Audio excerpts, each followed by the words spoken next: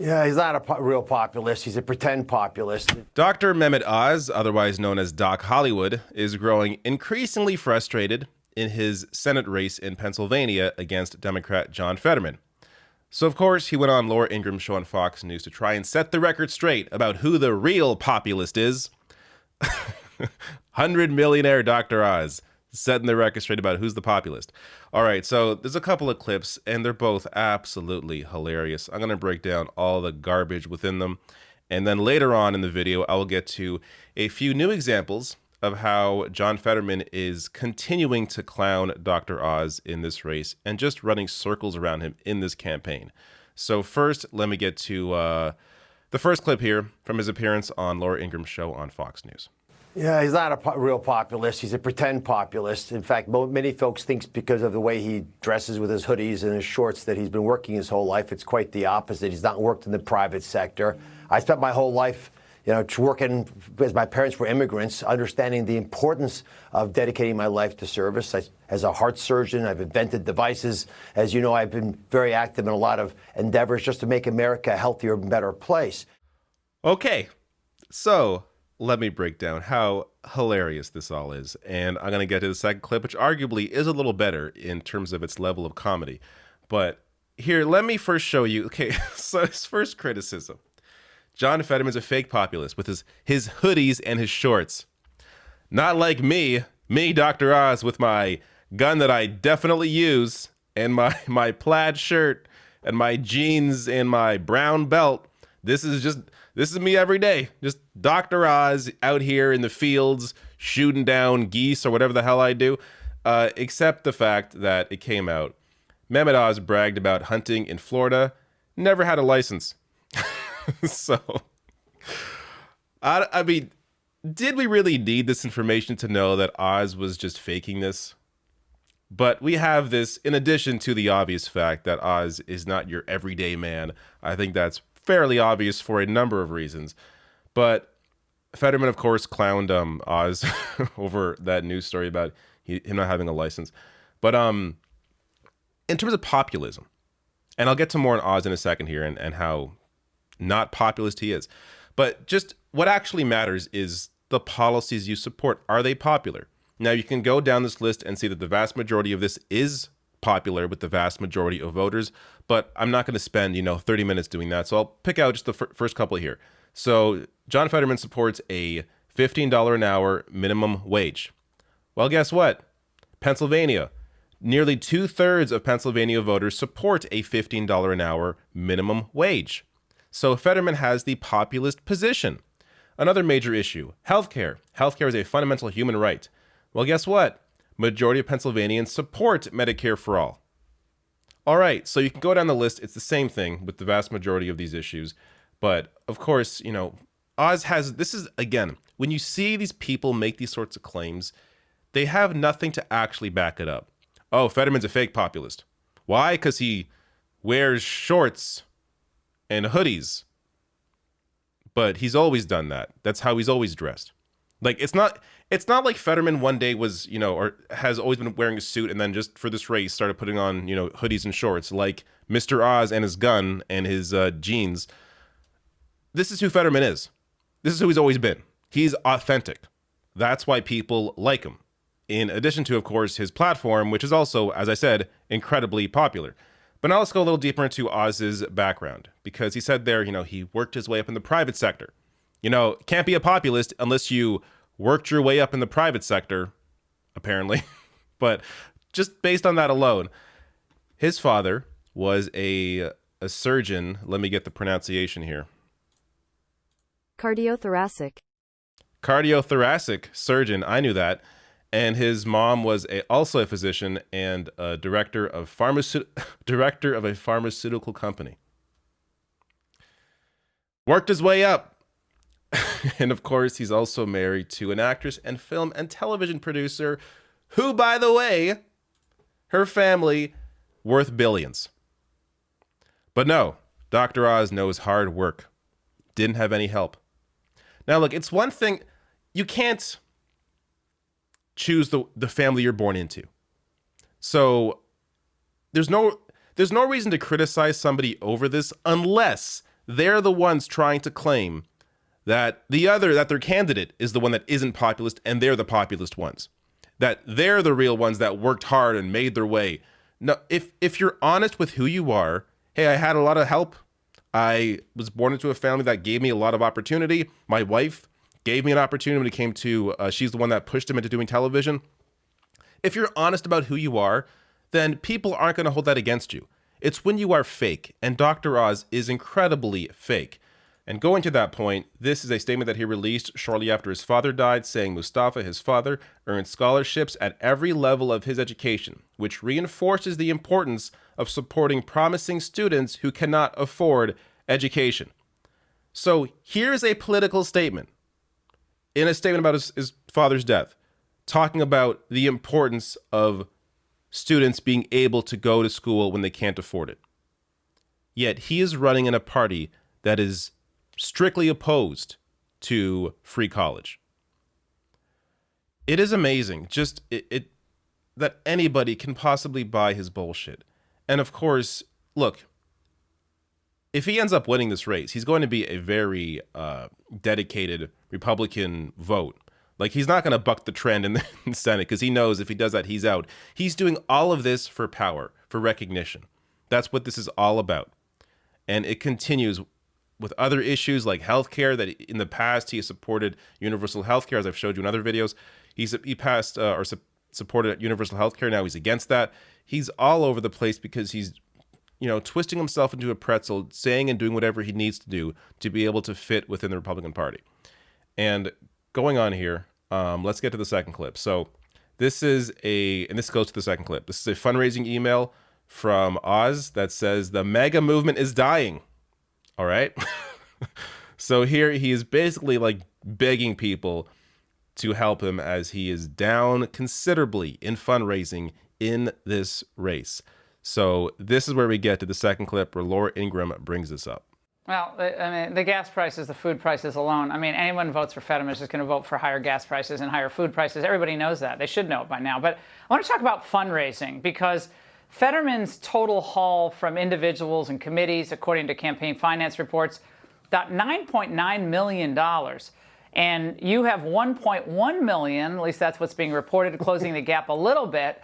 I guess you loaned your campaign some money, but he has 5 times as much cash on hand as you do. Is that correct, number one? Number two, why is that, given how important this race is for Republicans to take back the U.S. Senate? Where's the NRSC?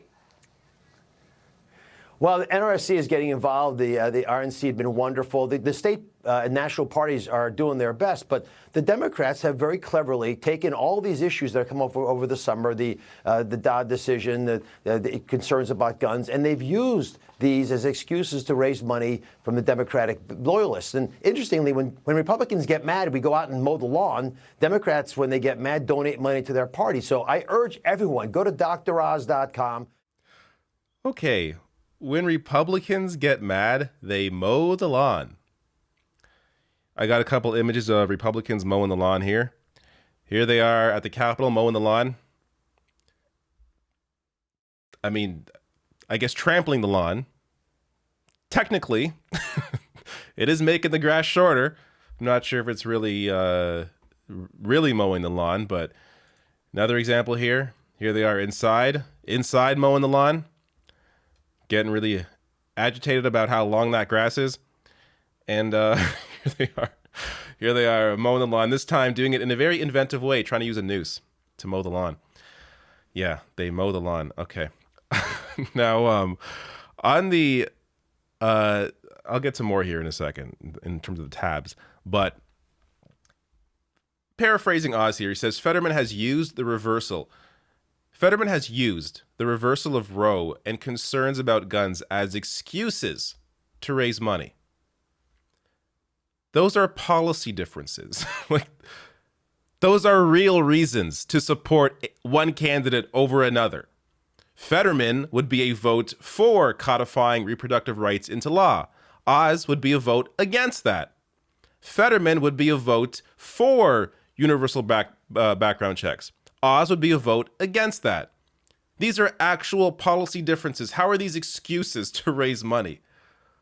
the framing here is just incredible.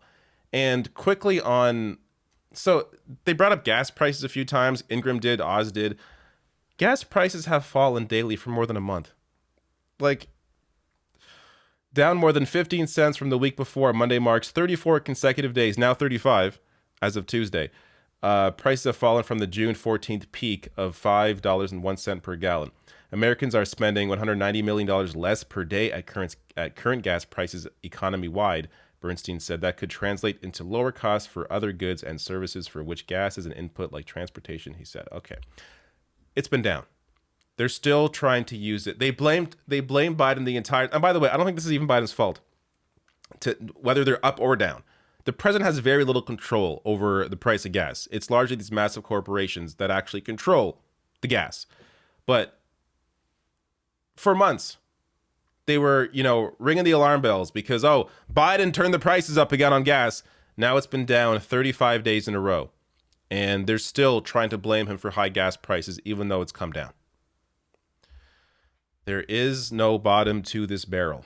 Now, quickly to end this video on some happy notes, Fetterman continues to clown Oz in this race. Actually, first, let me show you what the race is at. So there's been a few polls done, some more reliable than others, but they've all had Fetterman above Oz, except for one back in May that had Fetterman and Oz tied at 42. So apart from that, Fetterman's been over Oz in all these polls. That doesn't mean that the race is over. If you're in Pennsylvania, make sure you're going to go and vote. And of course, support Fetterman in any way you can in the race. But it is showing right now that Fetterman is bucking the trend in terms of, Biden's popularity is in the tank. He's doing terrible. But Fetterman is a unique candidate in the sense that he is not your typical Democrat. He really is more of a populist. He really is speaking to voters in a way that most Democrats, especially on a national level, don't, which goes to why Fetterman is doing so well here. But here's a few examples of him clowning Oz recently that I haven't got to cover. So he flew this banner from a plane over New Jersey at the beach saying, "Hey, Dr. Oz, welcome home to New Jersey, John." This was during a big beach weekend in New Jersey. And then there's this one: "At least can Dr. Oz see Pennsylvania from his sprawling mansion in New Jersey." So Fetterman has been pointing out quite a bit how Dr. Oz, he's Doc Hollywood. He is incredibly wealthy, is disconnected. His platform does not speak to the needs of people. And this is another example of how you can showcase that, how you're simply not even from the state. Like, not even do you have a massive mansion, but you're also not really living in Pennsylvania until recently.